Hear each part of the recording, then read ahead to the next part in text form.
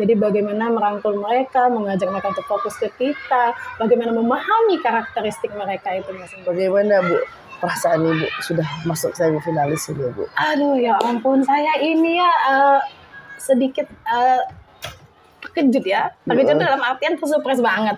Karena kemarin itu nggak menyangka bahwa bakal jadi kandidat semifinalis. Karena kemarin itu kan sudah ada kasih link itu bahwa ini kandidat yang udah masuk nih kategori ini. Ternyata itu ada nama saya. Jadi saya itu terkejut. Oh, jadi saya ini masuk ya. Nggak nyangka ya. Surprise ini bagi saya ya. Mungkin hadiah juga, alhamdulillah ya dari Allah SWT. Nah Bu, untuk jadi seorang guru Bu, tentu ada yang sesuatu yang melatar belakangi Ibu menjadi seorang guru. Ya. Apa sih Bu latar belakang gitu Bu? Saya ini kan orangnya itu dari kecil itu mungkin manja ya dengan orang tua ya. Dan saya itu waktu kecil itu memang memiliki pengalaman-pengalaman yang sangat luar biasa dengan guru saya dan orang tua saya. Jadi saya itu memiliki cita-cita pada saat saya menjadi siswa dulu ya. Dan saya memiliki guru yang guru saya itu sangat menyukai anak-anak dan sangat mencintai muridnya. Jadi saya juga menjadi seorang guru itu memang saya benar-benar melatar belakangnya saya itu bahwa dunia anak-anak itu sangat luar biasa.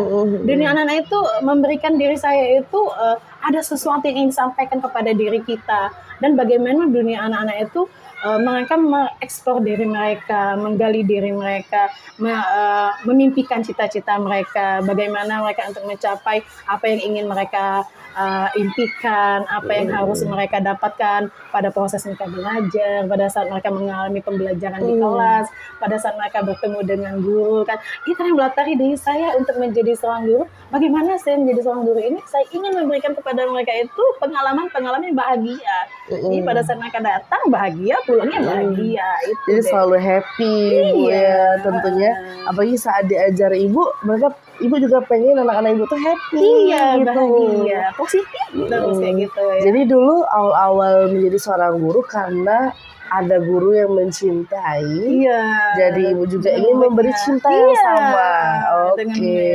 Dan murid itu ya sangat dunia anak-anak itu sangat luar biasa. Jadi dilihat kami itu wah lucu nih anak-anak nih. Ada yang ingin mereka sampaikan dari senyumannya, dari tindakan mereka, dari gaya mereka memanja kepada kita. Nah itulah yang membuat saya aduh enak dunia anak-anak ini sungguh luar biasa. Katanya dunia anak-anak itu Bu ada dunia magisnya gitu. Ada pancaran tuh ketulusannya tuh terasa Bu ya. Betul banget. Nah kalau untuk sebagai guru Bu, apalagi Ibu mengajar kelas 2 Bu ya. Iya. Pasti ada kesulitannya Bu. Apa sih Bu kesulitannya menjadi seorang guru itu Bu? Ya baik ya.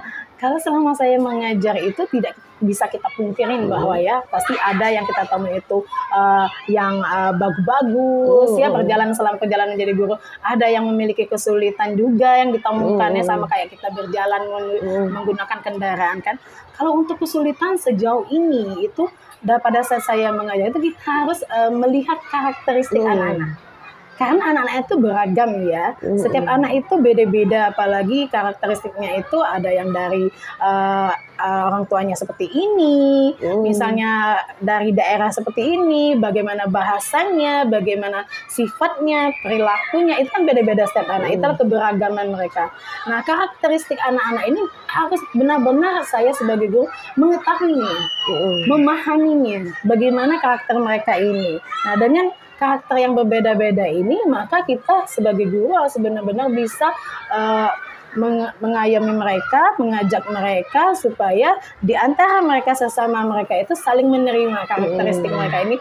Jadi mereka itu saling menyayangi, tidak ada perbedaan antara dengan karakteristik mereka ini yang berbeda-beda tadi kan, dari bahasanya, dari pembicaraannya, dari mereka kulit, warna dan tubuh itu misalnya kan ya, dari di mana asal mereka berasal ya, lahir seperti itu. Kalau untuk manajemen kelasnya, kesulitan juga ada kadang-kadang untuk mengelola mereka, bagaimana mereka fokus kepada kita. Pada saat kita mengajar, bagaimana mereka supaya fokus kepada kita, itu kan manajemen kelas. Jadi saya akan selalu menggunakan metode atau strategi seperti ice breaking mungkin, tepukan-tepukan agar mereka fokus lagi. Misalnya kalau mereka tidak fokus, ayo kita tepuk fokus dulu nih, tepuk fokus. fokus, terus fokus. Nah, pada saat mereka fokus itu, kita itu langsung aja masuk ke zona alfa. Mereka itu ada zona alfa nih. Mereka itu kalau kita mengejar siswa itu ada beberapa menit mereka tuh untuk fokus pada kita. Ketika mereka fokus kepada kita, masuklah kita secepatnya kepada diri mereka. Karena anak itu pada zona alfa itu nanti mereka cepat. Sudah itu mereka pada dunia mereka sendiri. Nah, itulah kesulitan saya itu di situ mungkin ditemukan ya. Jadi bagaimana merangkul mereka, mengajak mereka untuk fokus ke kita, bagaimana memahami karakteristik mereka itu masing-masing. Jadi memahami karakteristik yang tentunya bukan cuma satu orang. Iya, banyak. Kalau sekelas itu ada berapa orang biasanya? Alhamdulillah kalau sekarang ini satu kelas itu 28 siswa. Nah, 28 siswa dan Ibu harus memahami satu persatu karakter itu cukup ya lumayan ini Bu luar ya. Biasa ya. Luar biasa. Ya. Terus gimana biar anak-anak tuh kompak dan mau belajar juga butuh strategi yang ekstra juga ya. Sampai ke ice breaking dan macam-macam tadi yang Ibu sebutkan. Apalagi ini anak kelas 2 SD yang moodnya masih naik turun. Nah, kalau Ibu sendiri nih Bu, di balik kesulitan tentu ada kemudahan kalau orang tua. Kalau untuk yang bisa bikin Ibu happy deh, ngajar tuh apa sih Bu? Yang happy ya gitu. Saya rasa seluruh guru itu menjadi seorang guru itu luar biasa ya. Seluruh guru itu bagi saya luar biasa. Itu luar biasa menjadi seorang guru. Pasti semuanya happy banget menjadi seorang guru karena itu adalah sudah tanggung jawab kita ya.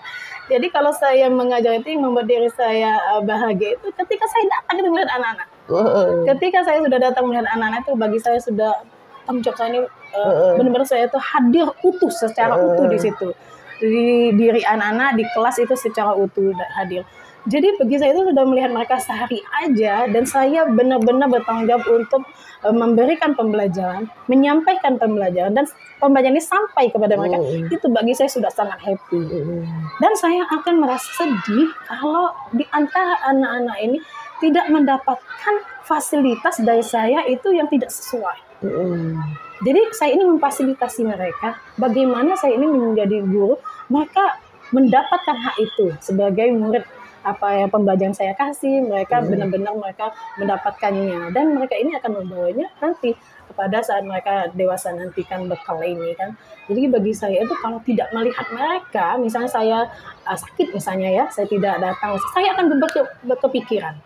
Saya akan kepikiran, Masya Allah, bagaimana nih anak saya. Walaupun misalnya ada ya penggantinya ya, pasti izin dong saya. Pasti ada yang mengganti, tapi kepikiran. Karena kita itu sebagai guru sudah tanggung jawab. Sudah tanggung jawab untuk bagaimana membentuk mereka. Membentuk karakter mereka. Apalagi anak SD ya. Anak SD ini disinilah kita. Sebagai guru pertama kali membentuk mereka. Sifat mereka, sikap disiplin mereka, tingkah laku mereka, sopan dan santun mereka. Jadi bagi saya itu sudah datang ke sekolah sudah sangat happy banget saya memberikan semuanya kepada mereka itu alhamdulillah banget, bersyukur banget supaya bagaimana mereka bisa membawa bekal ini untuk ke masa depan mereka nanti yang lebih canggih lagi nanti. Tentu ada pencapaian, pencapaian sebagai seorang guru. Sejauh ini apa sih pencapaian seorang Ibu Fauziah sebagai seorang guru? Baik, terima kasih Dea. Alhamdulillah Dea, Allah itu memberikan rezeki dan pemerintah itu memberikan amanah. Bagi saya apapun pencapaian itu adalah amanah. Itu adalah sebuah langkah baru untuk saya bagaimana menjadi seorang guru yang beramanah. Tahun 2021 itu saya itu mengikuti calon guru penggerak yang dibuka oleh Kemdikbud angkatan 4, guru penggerak angkatan 4. Alhamdulillah lulus. Dan saya mengikuti pelatihan itu PGP itu selama 1 tahun lebih karena COVID ya, karena COVID. Jadi alhamdulillah 2021 saya ikut guru penggerak dan lulus tahun 2022 rasanya, lulus dengan alhamdulillah dengan baik. Kemudian saya ingin mencoba lagi. Bukan mencoba dalam artian saya itu ingin lebih ke tingkat bukan, tapi saya ingin bagaimana saya ini bisa bermanfaat bagi orang banyak, bermanfaat bagi teman-teman, bermanfaat bagi orang banyak. Saya mencoba pengajar praktik sebagai pengajar praktik untuk mendampingi calon guru penggerak di angkatan 9 tahun 2023. Jadi alhamdulillah saya masih bertugas sekarang sebagai pengajar praktik untuk tahun 2023 sampai sekarang, dan saya mendampingi calon guru penggerak angkatan 95 guru. 5 guru. Jadi saya sebagai PP sekarang masih bertugas. Insya Allah mereka akan lulus itu bulan Maret. Insya Allah yang saya dampingi. Jadi ada 3 guru SD, 2 guru SMP yang saya dampingi. Calon guru penggerak. Jadi guru penggerak itu bukan cuma di SD, Bu, ya, ada juga di SMP, iya, SMA juga ada, Bu? PAUD bahkan ada. Oh, PAUD juga ada, Bu. Jadi guru penggerak ini insya Allah itu program dari pemerintah dan Nadiem ya, Menteri Mas Nadiem Makarim. Ini adalah sebuah cita-cita besar. Cita-cita besar dari Bapak Pendidikan kita, Ki Hajar Dewantara, bahwa kemerdekaan belajar itu penting sekali. Dilakukan. Maka untuk itu mereka membuat program bahwa bagaimana calon guru penggerak ini untuk menjadi seorang pemimpin, ya, calon pemimpin pembelajaran. Nah, pemimpin pembelajaran ini itulah tadi dia membuat program mengrekrut seluruh calon penggerak. Insya Allah mereka akan diberikan amanah untuk menjadi pemimpin pembelajaran di sekolah-sekolah seandainya di daerah-daerah tersebut membutuhkan untuk perekrutan menjadi kepala sekolah. Jadi memang tujuannya ke sana, mereka calon pemimpin ya, dan juga di dalam kelas juga memang kita harus memanajemen juga kelas kan dengan pembekalan kita sebagai guru penggerak selama ini, gitulah, untuk di kelas juga dan sekolah juga. Jadi kalau guru penggerak tuh luas, Bu, ya. Iya. Untuk salah satunya itu adalah untuk pelatihan leadership guru-guru itu sendiri, Bu, ya. Nah, kalau Ibu sendiri, Ibu tadi apa sebagai pengajar praktik? Ya, itu tuh apa, Bu, ya? Ya, pengajar praktik itu adalah pengajar praktik yang dipilih oleh Kemdikbud, dengan seleksi yang sangat banyak dari wawancara ya, dari pendaftaran dulu, wawancara, kemudian ada tes lagi, kemudian pembekalan selama 15 hari yang dipimpin oleh instruktur dari Kemdikbud dan asesor-asesor. Kemudian kami terpilihlah menjadi pengajar praktik untuk mendampingi atau menjadi rekan bagi calon guru penggerak. Karena calon guru penggerak ini setiap daerah itu harus seperti difasilitasi, dan kalau di SD itu kayak wali kelas ya. Nah, kami ini pengajar praktiknya bagi calon guru penggerak. Nah, namun mereka calon guru penggerak ini mereka memiliki fasilitator dan mereka belajar di dalam LMS, di laptop ya, LMS. Mereka difasilitasi juga, dibersamai juga selama 6 bulan itu oleh fasilitator dan kami PP, pengajar praktik. Jadi calon guru penggerak ini ada 2 yang mendampingi, satu fasilitator dan pengajar praktik. Iya. Oh, jadi kayak fasilitator sama pengajar praktik itu apa bedanya itu, Bu? Kalau fasilitator itu kan mereka belajarnya itu terus menerus, karena penilaian itu dari PP juga 50% dan fasilitator juga 50%. Tapi mereka belajarnya itu secara virtual dan secara utuh ya dengan fasilitator di LMS kan. Jadi fasilitator itu lebih kepada pemberian materi-materi yang modul-modul itu dilakukan di LMS bersama CGP. Jadi mereka itu ada jadwal yang sudah tersusun rapi dari Kemdikbud, apa saja yang akan mereka lakukan selama 6 bulan itu, pembelajaran itu bersama fasilitator dengan virtual, dan saya dengan luring, karena bersama saya dan ajar praktik itu luring, ada lokakarya nanti mereka pada saat mereka sudah belajar di Gimit, nanti setiap 1 bulan sekali mereka nanti didampingi. Ada PI 1 namanya, pendampingan 1, pendampingan 2, pendampingan 3. Setelah mereka pendampingan, mereka mengikuti lokakarya nanti. Lokakarya itu dalam artian penguatan. Penguatan bagaimana sih mereka belajar selama ini dengan pasil, selama di virtual. Oh, kita bawa mereka ke lokakarya. Nah, disinilah mereka dikumpulkan nanti CGP ini dengan CGP yang lain. mereka nanti diputar nih. Nggak hanya CGP saya aja yang ketemu saya, tapi mereka ketemu semua dengan CGP lain, dan saya akan dikolaborasi dengan PP lain dalam satu kelas itu. Jadi mereka ini ketemu, saling sharing bagaimana pembelajaran mereka selama dengan fasilitator. Maka dilakukanlah penguatan, oh ini begini dengan sama PP dari pagi sampai sore. Itu dilakukan di jam libur ya. Nah, tidak jam di luar jam kerja ya, Lokakarya itu. Iya, setiap bulan itu. Jadi kami ini alhamdulillah ya, tadi diberikan amanah tadi oleh Kemdikbud untuk mendampingi para CGP ini, CGP yang luar biasa ini. Mereka itu bukan main-main loh ikut calon guru penggerak ini, ada tesnya guru penggerak itu. Ada tesnya juga. Iya, mereka ikut tes, mereka wawancara, mereka ngajar, luar biasa calon guru penggerak itu. Nah, jadi kami diberikan amanah untuk mendampingi mereka yang hebat-hebat ini. Mungkin mereka lebih hebat dari kami, banyak pengalaman juga. Kami hanya sebagai rekanan bagaimana kami mendampingi mereka, dan kalau bisa ilmu yang kami dapatkan yang dahulu kami terapkan kepada mereka, kami sharing kepada mereka. Jadi fasilitator dengan PP ini harus berkaitan, harus selalu berkomunikasi dengan baik antara fasilitator dengan PP. Jadi kita jadi misalnya fasilitator Zia, CGP-nya yang ini misalnya sudah hebat nih, sudah bagus nih dalam pembelajaran ini. Nanti tolong diingatkan lagi untuk ditingkatkan kembali. Oke. Jadi kita berdua itu saling komunikasi via WA. Kadang-kadang pada saat mereka di meet saya masuk.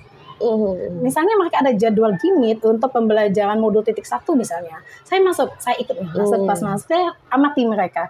Oh, anakku ini, CGP ku ini aktif banget di dalam kelompok ini. Nah, di dalam gimit itu, Fasil ini memegang juga CGP lain, dengan PP lain. Jadi bergabung nih di dalam gimit, mereka kolaborasi, diputarnya oleh fasilitator nanti CGP saya dengan CGP lain, yang PP lain, mereka kolaborasi. Kami di situ PP mengamati bagaimana mereka sudah berkembang, bagaimana sikap mereka, keterampilan apa yang sudah tumbuh di dalam diri mereka, bagaimana mereka menerapkannya nanti di aksi nyata di mereka di sekolah. Terus terutama sekali itu yang penting adalah bagaimana mereka menjadi agen perubahan dan bisa membuat suatu perubahan di dalam diri mereka dulu. Dan yang di ruang lingkup kecil dulu, di kelas mereka dulu, melakukan perubahan untuk yang berdampak pada mereka. Jadi suatu pencapaian juga Bu ya, selain mengejar anak-anak, ada ngajarin CGP-nya juga. Alhamdulillah aja, alhamdulillah. Mungkin ini adalah amanah dari Allah ya, jadi harus benar-benar harus dilaksanakan dengan baik, karena ini adalah sebuah amanah bagi Ibu sendiri nyangka nggak sih Bu bisa di posisi ini gitu?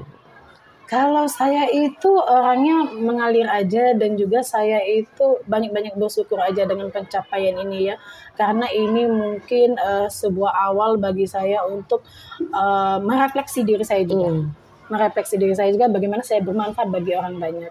Ya, bagaimana saya itu mengingat satu kata yang pernah dikatakan oleh tokoh negarawan bahwa cita-cita negara kita itu sebenarnya itu mencerdaskan anak bangsa. Itu janji kemerdekaan.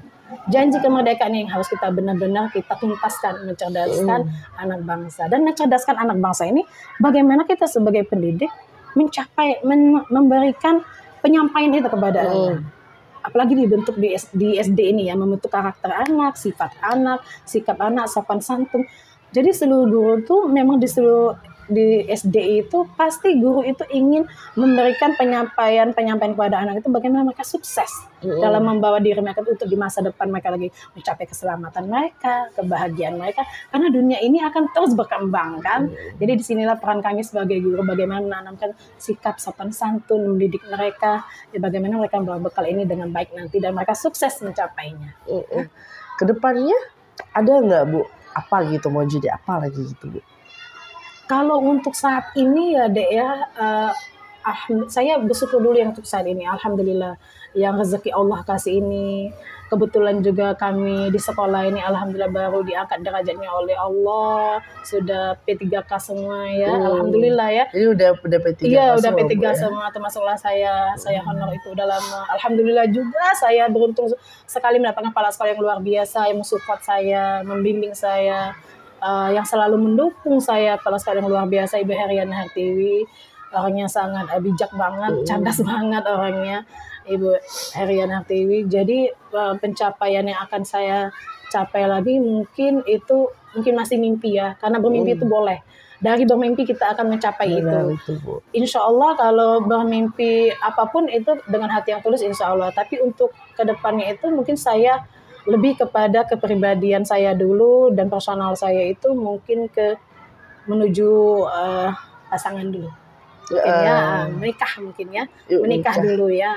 Mungkin saya untuk ke depan ini insya Allah ada niatan, insya Allah kalau aja diberikan Allah rezeki dan jodohnya didekatkan, mungkin itu dulu untuk saat ini ya. Untuk saat ini fokusnya ke situ dulu.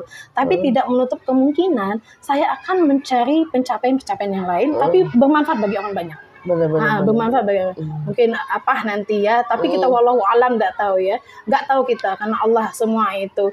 Tapi insya Allah tujuan saya cuma satu, itu ingin mencerdaskan anak bangsa dan memberikan pengabdian saya kepada anak-anakku, bagaimana anak-anakku bahagia mendapatkan pendidikan dari kita sebagai guru. Itu dulu mungkin saat ini. Jadi untuk saat ini tuh lebih fokus ke anak-anak tentunya Bu ya, sama ya untuk anak-anak dan sekolah juga tentunya. Terus memperbaiki diri juga, refleksi diri juga, apa yang belum, apa yang kurang sebagai guru kan ya. Guru perlu refleksi, apa sih yang kurang dari diri saya, apa yang harus diperbaiki diri saya, itu. Oh ya Bu, kalau di lapangan nih Bu, kalau kita di kelas kan tentu nggak jauh dari anak-anak, kemudian mengatasi mood anak-anak yang sering berubah-ubah. Nah, kalau di lapangan nih Bu, selain menjadi seorang guru, tentu Ibu juga pengajar praktik. Ada nggak Bu kesulitan-kesulitannya Bu untuk membagi waktu nih Bu, sebagai pengajar praktik, sebagai guru, belum jadi guru penggerak juga. Nah gimana nih Bu? Kalau sebenarnya untuk manajemen waktu itu masih bisa saya kontrol. Karena sebenarnya seluruh pekerjaan apapun, pencapaian apapun yang kita dapat itu, sekolah itu lebih penting, ya. Karena ini adalah lahan kita mencari rezeki ya. Ini yang utama sekali. Ini yang utama sekali, sekolah itu yang utama, yang terutama itu sekolah. Karena tanggung jawab kita sebagai guru, karena ini lahan mencari rezeki, dan kita harus memberikan tanggung jawab yang penuh kepada murid. Jadi untuk mengatur manajemen waktu tadi, alhamdulillah saya bisa mengaturnya pada saat misalnya saya mengerjakan pendampingan, misalnya pada saat sebagai PP, saya akan konsultasi dulu kepada kepala sekolah, mengatur jadwalnya. Mengatur jadwalnya, dan harus di luar jam kerja. Namun misalnya kita tidak ada jam mengajar, kita konsultasi lagi nggak masalah. Saya mau lakukan pendampingan Ibu, mau izin dulu dengan kepala sekolah. Alhamdulillah kepala sekolah kami sangat bijak. Namun itulah tadi, yang terpenting itu sekolah dulu. Dan saya harus bisa mengatur waktunya itu dengan semaksimal mungkin. Ya, harus sudah. Ya sih Bu, jadi ada waktu yang harus diatur sebaik-baiknya. Manajemen waktu. Kalau nggak di manajemen waktu, tabrakan dong nanti. Nggak valid semua nanti, nggak sinkron. Ini mau ke sini, ini mau ke sini. Benar-benar Bu. Jadi kalau ngajar itu pasti seharian full Bu ya? Alhamdulillah jadwalnya itu kalau untuk kelas 2 dari jam, kalau kami kan jam 6.40 udah masuk tuh ya. Jadi dari jam 7 itu udah mengajar sampai jam 10 pulangnya. Sampai jam 10. Iya, sampai jam 10. Namun saya itu di sekolah itu karena kami pinjir kan, kami setelah mengajar itu ada pekerjaan yang harus kami lakukan, membuat dokumen-dokumen, membuat RPP, menyelesaikan administrasi. Jadi kami sampai 2:30. Sambil menunggu pinjir. Jadi nunggu di sekolah itu bukan nunggu aja, kami mengerjakan tugas-tugas kami, ada FPP, kolaborasi, sambilannya Bu ya, terus dengan teman-teman sharing kan, kolaborasi selama nunggu pinjir itu kan. Mungkin ada media pembelajaran yang ini buat saling sharing. Alhamdulillah kami ada komunitas juga kan di sekolah. Oh ya Bu, tadi saya dengar ada Loka Karya. Ya Bu ya, itu tuh apa Bu ya? Ya, alhamdulillah Loka Karya itu bagian penguatan dari program dari guru penggerak. Memang itu sudah ada terjadwal dan sudah terstruktur bahwa akan dilakukan setiap 1 bulan sekali. Loka Karya itu diikutin oleh seluruh guru penggerak. 1 minggu sebelum Loka Karya mereka membuat surat tugas, izin kepada kepala sekolah bahwa akan melakukan Loka Karya, mengikuti Loka Karya. Dan tempatnya itu difasilitasi oleh dinas itu di sekolah. Di sekolah yang sudah dipilih oleh dinas. Alhamdulillah sekolah yang memfasilitasi sangat mendukung Loka Karya. Jadi jadwalnya mereka itu dari pagi sampai sore mereka mengikuti pembelajaran, mendapatkan penguatan. Disitulah mereka kolaborasi nanti dengan CGP lain. Apa sih yang sudah didapatkan pada saat mereka dengan Fasil, pada saat dengan PP, apa sih tugas-tugasnya, bagaimana sih program mereka, sudah meningkat belum, apa yang sudah mereka capai, bagaimana mereka menerapkannya kepada murid. Di situ mereka kolaborasi. Jadi ajang reuni juga bisa di situ mereka ya. Tadi saya juga mengambil poin kalau ada kolaborasi. Nah, kalau di SD 144 sendiri, gimana sih Bu kolaborasi antar gurunya agar tercipta anak-anak yang mau belajar, attitude-nya juga bagus, gimana itu Bu? Baik deh ya. Untuk SD kami ya, SD kami 144 ini, alhamdulillah guru-gurunya semua itu sangat kompak banget. Ya, sangat kompak banget sama guru ya, baik mapel maupun guru kelas. Dan alhamdulillah juga kami memiliki komunitas namanya komunitas IMUT ya, inovatif, menyenangkan, unggul dalam teknologi ya. IMUT ya? Iya, IMUT namanya. Itu alhamdulillah dari saya sebagai guru sebagai komunitas ya. Jadi di komunitas ini dan juga atas dari instruksi dari kepala sekolah bahwa menjalankan komunitas ini dan dibuatkan jadwalnya oleh kepala sekolah dan tim itu setiap Sabtu itu ada kolaborasi, melakukan refleksi. Jadi seluruh guru kumpul di komunitas tersebut, mereka merefleksi apa yang sudah mereka lakukan selama pembelajaran 1 minggu. Dan di komunitas inilah kami saling kolaborasi, apa yang sudah dicapai, apa yang sudah dilakukan, dan sama-sama belajar di dalam komunitas ini, apalagi nih yang akan kita pelajari, misalnya metode, strategi, misalnya ada misalnya pelatihan, kita saling sharing di dalam komunitas itu. Misalnya ada guru mengikuti pelatihan nih webinar, oh saya ini kemarin ikut ini, kita saling sharing di komunitas. Dan juga alhamdulillah juga saya juga sering juga berkolaborasi dengan kami sesama guru kelas rendah, yaitu kelas 2. Kami kan ada 4 guru kelas 2 ya. Kami juga sering ngobrol asik. Ngobrol asik itu dalam artian nggak harus kita resmi di dalam ruangan.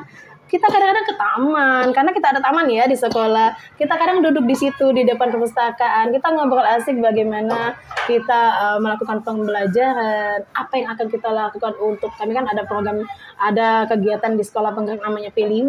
Apa yang akan kita lakukan di P5? Apa topik yang kayak kita bahas. Jadi kami melakukan pembahasan dan ngobrol asik ini di situ. Kadang kami ngobrol asik di lab, kadang di taman, kadang kami duduk santai aja, kadang kami lesehan duduknya untuk berkolaborasi. Jadi disitulah kami berkolaborasi sesama guru. Tidak menutup kemungkinan juga kadang-kadang guru mapel ikut berkolaborasi dengan kita ya, seperti guru agama, guru PJOK, mereka ikut untuk berkolaborasi, saling sharing. Jadi apapun yang kami dapat di pelatihan itu kami sharing semua ya dengan guru-guru ya. Oke. Jadi bentuk kolaborasi itu seperti itu ini Bu ya. Jadi maksudnya refleksi itu tuh seperti apa Bu refleksi itu? Iya, refleksi itu kami misalnya kami melakukan pembelajaran selama 1 minggu itu dari Senin sampai Jumat ya, sampai Sabtu, dari Senin sampai Sabtu kami melakukan pembelajaran, kami merefleksi di komunitas apa yang sudah dicapai. Ya, apa yang perlu ditingkatkan pada saat menjadi guru di kelas, pada saat melakukan pembelajaran, apa yang perlu ditingkatkan, apa yang perlu disampaikan kepada rekan-rekan, apa perlu yang perlu masukan apa untuk kita sebagai guru melakukan pembelajaran, dan apa program-program yang kita lakukan sesama kita guru kelas rendah, misalnya kelas 2 nih. Kami ada program nih misalnya, kami melakukan pembahasan itu. Kami ngobrol asik di situ. Kami lakukan refleksi itu di komunitas. Kami refleksi. Oke, untuk minggu ini kita refleksi untuk kelas 2 dulu ya. Jadi kelas 2 maju nih ke depan semua melakukan refleksi.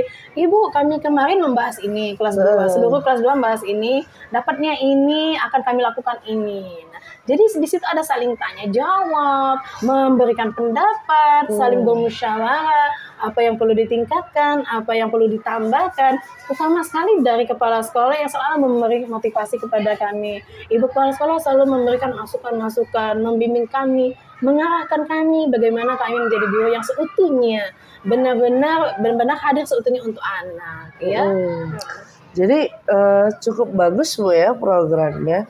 Jadi kayak ada refleksi, terus ada kayak kalau ada kurang atau lebihnya, ada yang kurang diperbaiki, dan juga kepala sekolahnya sangat mendukung. Iya, karena itu kepala sekolah itu yang memberikan masukan. Kepala sekolah itu yang membuat program itu melakukan refleksi setiap minggu. Karena kepala sekolah yang memberikan program itu, yang memberikan kami instruksi bahwa kita akan melakukan ini ya setiap Sabtu. Jadi kata kepala sekolah kita akan melakukan refleksi. Jadi kepala sekolah itu benar-benar memiliki kecerdasan. Bagi saya itu cerdas banget ya, karena kepala sekolah kita masih muda ya. Jadi ibu tuh selalu memiliki ide-ide yang luar biasa. Seperti di komunitas tadi kan melakukan refleksi. Iya, inovatif. Jadi BRNR TV itu kita akan adakan refleksi nih di komunitas. Jadi itu program ibu loh. Ibu tuh luar biasa memberikan itu kepada kami kan ya. Apalagi dia selalu membimbing kami, mengarahkan kami kan. Alhamdulillah. Alhamdulillah seperti itu. Iya. Ya. Oh ya Bu, ini masuk terakhir lah Bu. Iya. Kalau untuk kerjasama tadi udah kita bahas. Iya, ada kerjasama antar guru dan lain sebagainya.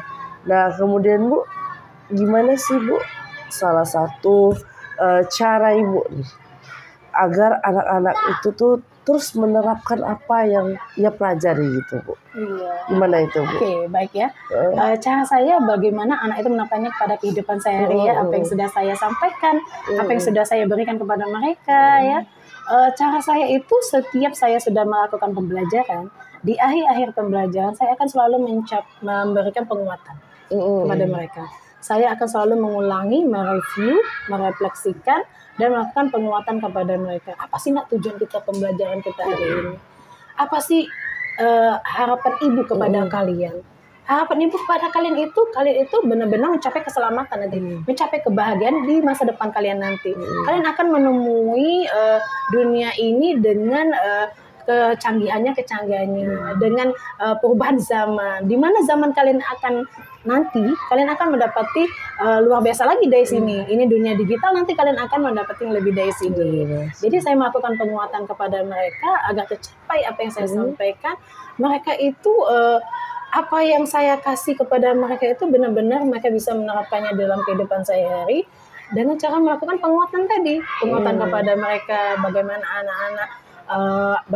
anak-anak bisa melakukan seluruh yang mereka dapatkan, pembelajaran yang mereka dapatkan dari saya itu, mereka benar-benar sudah mereka bisa terapkan di dalam kehidupan sehari-hari mereka itu pada saat di rumah, pada saat mereka dimanapun mereka berada. Jadi penguatan ini diharapkan di dalam diri mereka itu benar-benar tersampaikan, benar-benar utuh di dalam diri mereka, dan mereka mencerminkan diri mereka profil pelajar Pancasila, ya gotong royong, mandiri, kebinekaan global tadi ya. Di dalam diri mereka tuh mencerminkan nilai-nilai Pancasila di dalam diri mereka itu. Masuk tadi kan kita sebagai guru bukan hanya sebagai memberikan pembelajaran, tapi kita harus mendidik mereka menjadi pendidik yang bisa mengarahkan mereka mencapai keselamatan tadi. Iya, benar sekali Bu. Oke nih Bu, terakhir lah ya. Kan kalau kita jadi guru tuh tentu ada masa pensiunnya. Iya, betul. 60 tahun Bu ya? Iya. Kalau sudah selesai. Kalau nah, kalau Ibu sendiri udah ada plannya nggak? Kalau nanti pensiunnya tuh pengen kemana? Pengen gimana gitu? Baik deh ya, terima kasih.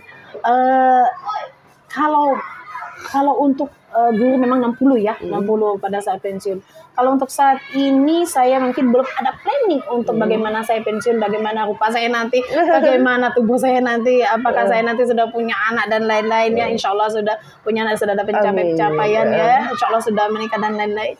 Namun umur 60 itu bagi saya insya Allah itu mungkin lebih kepada ke Tuhan ya.